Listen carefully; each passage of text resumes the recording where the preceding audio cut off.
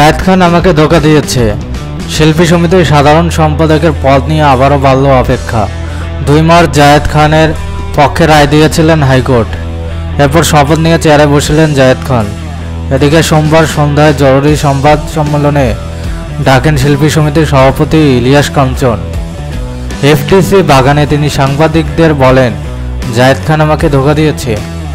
আমি গঠনতন্ত্র অনুযায়ী তার বিরুদ্ধে ব্যবস্থা নেব।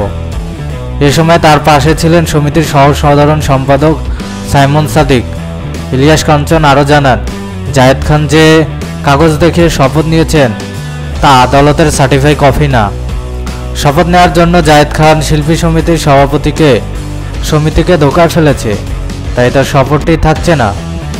এছাড়া এটি কোনোভাবেই গ্রহণযোগ্য নয় উল্লেখ করে ইলিয়াস কাঞ্চন বলেন, যেহেতু সার্টিফাই কপি দেখাতে পারেনি তাই তার শপথ গ্রহণযোগ্য হবে না। মিটিংয়ে অংশ নেওয়া বৈধ নয়, এজন্য কোরাম পূর্ণ হয় না, তাই সেদিন মিটিং ডিসমিস করলাম। জায়েদ খান ছাড়া বাকি যারা শপথ নিয়েছেন তাদের শপথ ঠিক থাকবে বলে সাংবাদিকের জানান ইলিয়াস কাঞ্চন।